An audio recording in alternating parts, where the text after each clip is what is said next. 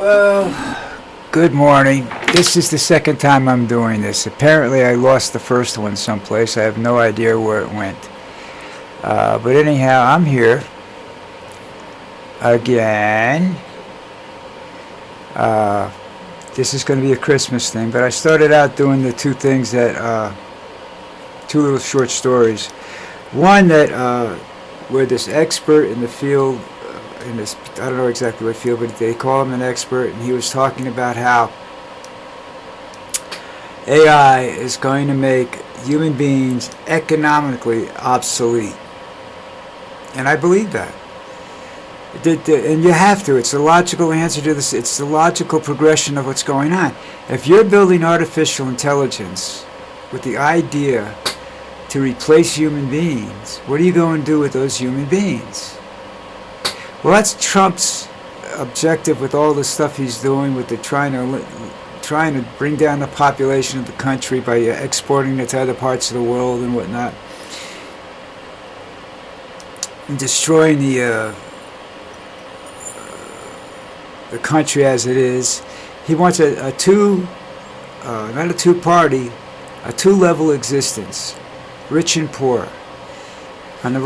On the one side, you got his friends, all very exclusively, very extremely rich, and on the other side, you have the workers, who you're not even going to have a middle class anymore. It's going to be, it's all going to be horribly bad for the people, you know. And what do you see that in? You see that in Rollerball. You see it in a couple other of those science fiction movies, which they don't like you to look at anymore because that's what's going on. You see it in Terminator, when they do certain scenes of the Terminator, which aren't done in the modern times, which are done in future or the past, you know. So, yeah, that's what life is going to be like if you're not careful. Because scientists think it's such a wonderful thing. The scientists are going to be slave labor. They're going to be slaves to the computers. So their lives are just about done too. So it's nice that they think they're going to be so well off and everything, but they're not going to be. Trump and his people will be for a while, till the machines realize that they are not needed either. And then life will get very difficult for them as well. All right. The other story was out in San Francisco. They had a attack on the. They don't know whether it was an attack. Anyhow, the power grid went down, and the city of San Francisco went dark for almost 24 hours, and it was a really horrible. One that I don't know whether it was horrible or not, but it could be a really tough situation. Fortunately, San Francisco doesn't get 100-degree days or anything like that, because it could have put a lot of people's lives in danger. It still did. The hospitals didn't have power. The generators kicked in. And, you know, those are things that aren't really checked every day. They're more or less taken for granted. You know what I'm saying? So that was that. All right. Now, every year I read two stories. This one is from a paper, I believe, called The Sun. I'm not sure if that's the whole name. I don't have it written down right at the moment. And it's a response to a letter written by a member of the paper staff by the name of Francis P. Church. It was done in 1897. And it starts off with this young girl, little 8-year-old girl, writing to the newspaper, saying, "Dear editor, I am 8 years old. Some of my little friends say that there is no Santa Claus. Papa says, if you see it in the sun, it is so. Please tell me the truth. Is there a Santa Claus?" And the father's saying that whatever was printed in the newspaper was the truth, so she's telling her to, she decided to write to the paper and ask them if there was a Santa Claus. And this writer, I believe, Church, correspondent, whatever you want to call him at the time, anyhow, replied. And he said, "Virginia, your little friends are wrong. They have been affected by the skepticism of a skeptical age. They do not believe except what they see. They think that nothing can be which is not comprehensible by their little minds. All minds, Virginia, whether they be men's or children's, are little.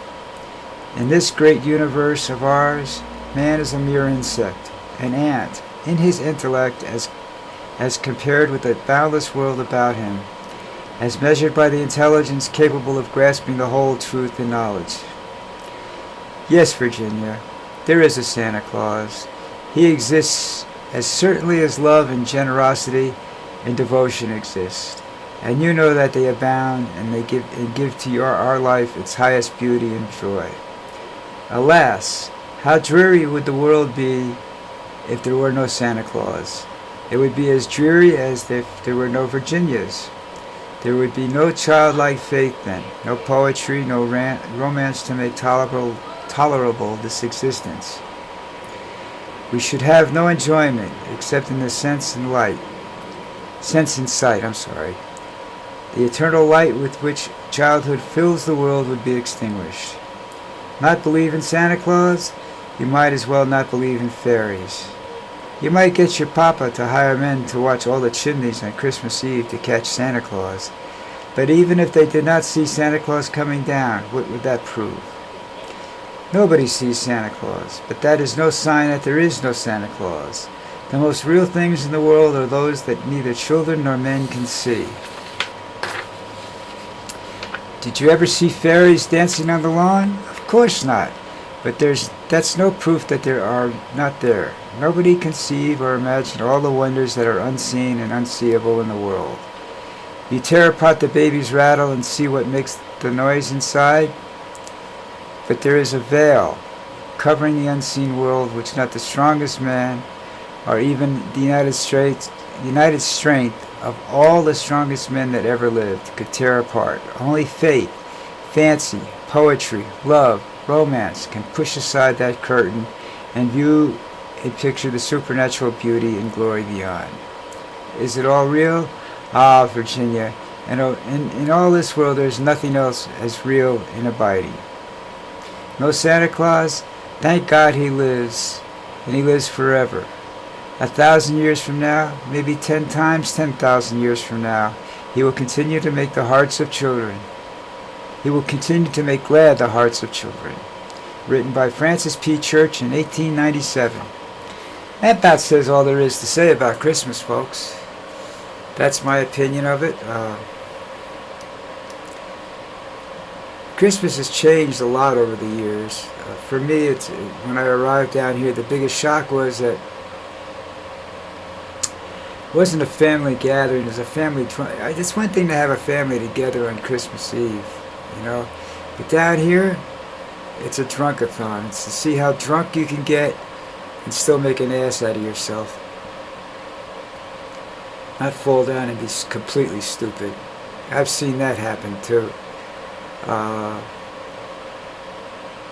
Then you shoot off firecrackers and you keep, dancing and whatnot. The kids are there. And this is what they learn. And to me, Christmas was a mystery. Christmas was joy. It was mysterious. It was a surprise morning on Christmas Day, Because I believe in Santa Claus, and you can't be out partying if Santa Claus is coming to your house, So, what my father would do, this is the good part of my father. He would seal off the living room, or he would bring the tree into the house, and he would seal off the living room. I wasn't allowed, and he put brown paper across all the doorways into the living room, so I couldn't get in the living room. Our living room was as big as my apartment is now. And he would go to work. Sometimes it was one tree, sometimes it was two short trees called Scottish pines. He would build a platform, and I had him do this till I was like 16 years old. And I've done it. I did it myself for a lot of years. Not anymore. I just put the tree up. One day I put my train up to run around the Christmas tree. And I take it back down because the kids just destroy stuff down here. They don't know what they are, and there's no platform to protect the train from the kids or anything. So, and I don't want to yell at the kids to stay away from it.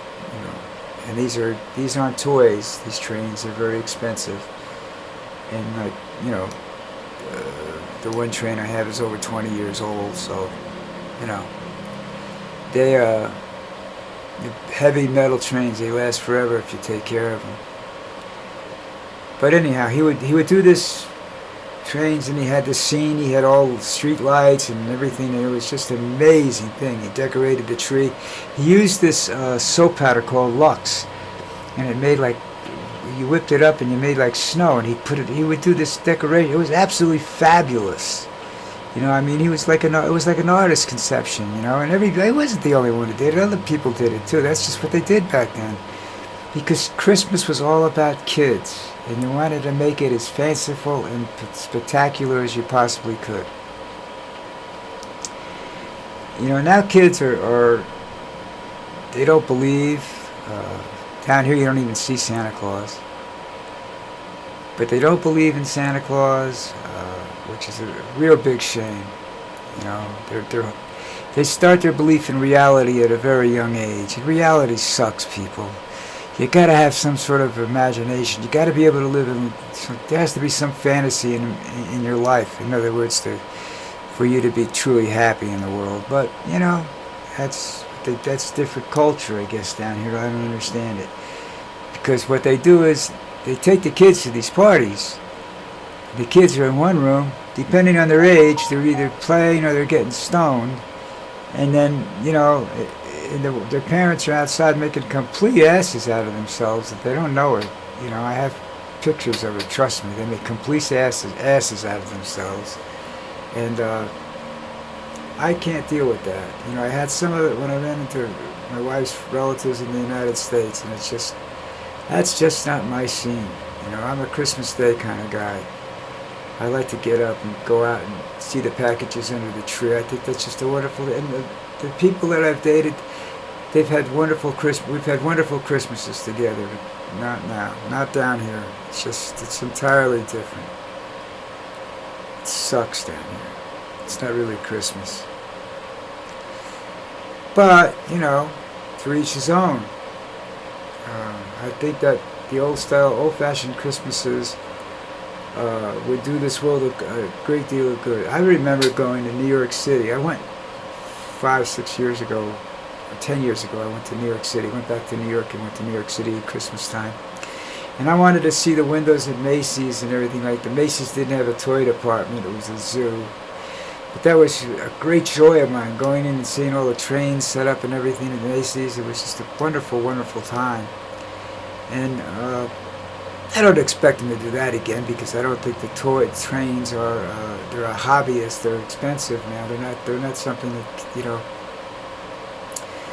kids go out and enjoy anymore.